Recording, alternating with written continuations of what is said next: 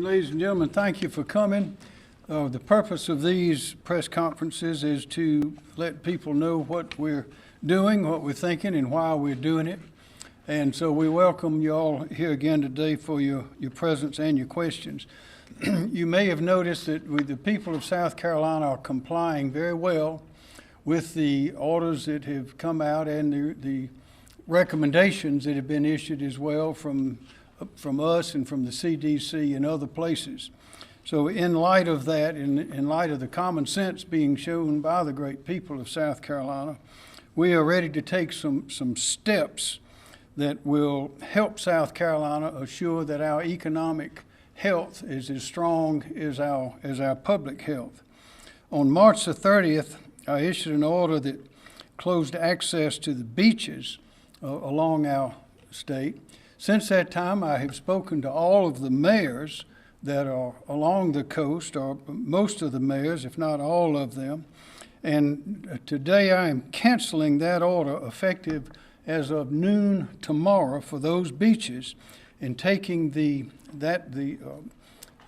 power of that order off of those governments so that the decision-making returns to those governments in those beaches, those places, to make their own decisions as they did before I issued that order. So we're turning that back over to the mayors and the councils to make their own decision, and that includes the public access, that is the government-owned access to those beaches, as well as to the piers, the docks, the wharfs, or the ramps in those locations.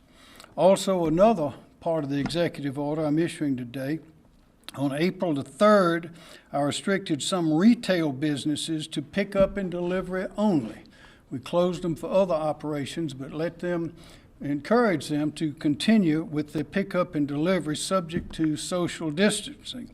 And you know this included furniture stores, shoe stores, department stores, music stores, sporting goods stores, craft, flea markets, and florists.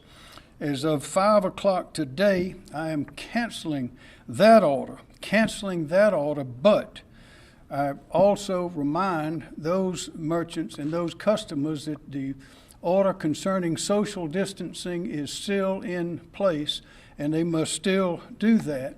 And in addition, the restrictions that we had announced earlier on the big box stores and the home supply stores will be in effect on these other retail businesses, and that consists of two rules. One, either 20% of your occupancy, your regular posted occupancy, you can go that high, or 5 customers for every 1,000 square feet in the establishment, whichever is the lesser. So that way, the big box stores and the small retailers as well that had been restricted are restricted now only in that fashion.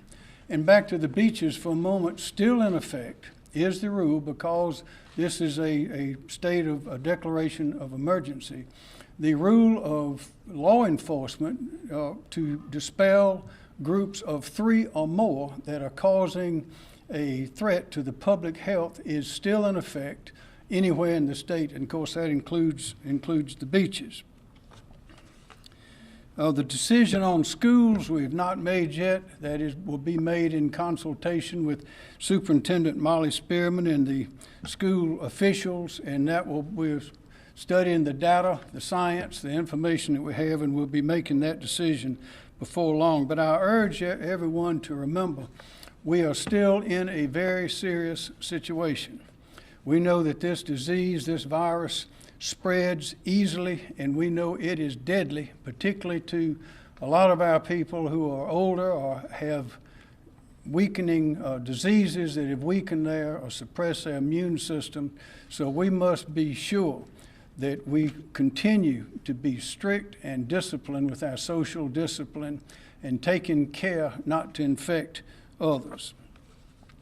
Our measured, deliberate approach has been the right one, we believe. Our goal was to cause the most damage possible to the virus while doing the least possible damage, at least permanent damage, to our businesses. South Carolina's business is business. we must, when this began, we were outrunning the competition in many of our races with the competition.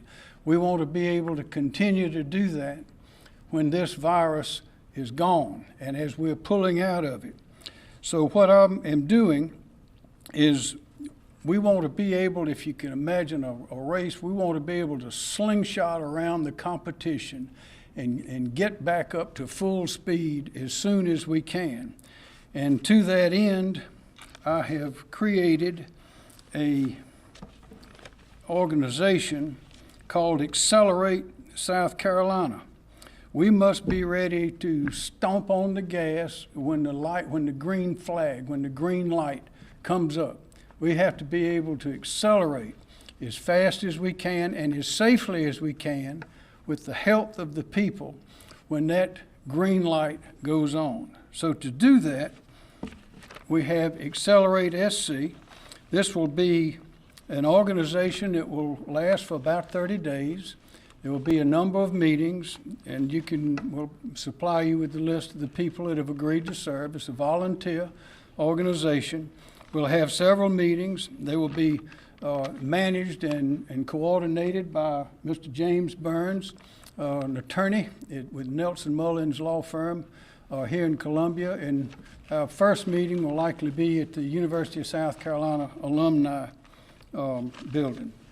So this Accelerate SC has 29 participants, and it includes all sectors of South Carolina's economy: manufacturing, tourism, hospitality, agribusiness, service, and healthcare.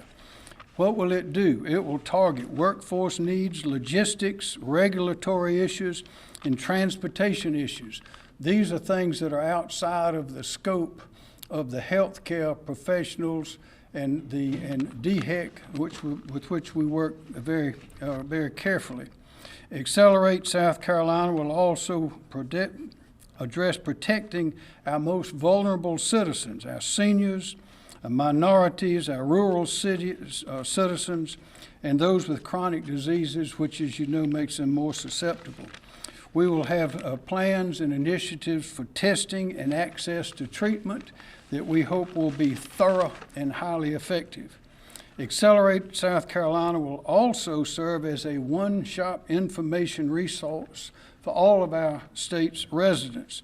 We hope to make it so easy to use that anyone will enjoy using it to help find their way into the proper government services and others that are available. And it will work by on the web, by email, and also by talking to a live person who can direct everyone where to go for unemployment, small business loans, licensing, permitting, social services, and all of the above instead of getting lost in the web on the internet. Accelerate South Carolina will also receive input and advice from the members of the General Assembly appointed by the Speaker of the House and by the President of the Senate. As I say, we anticipate 29 participants to begin with, as well as a lot of advice from others who will be associated with the effort.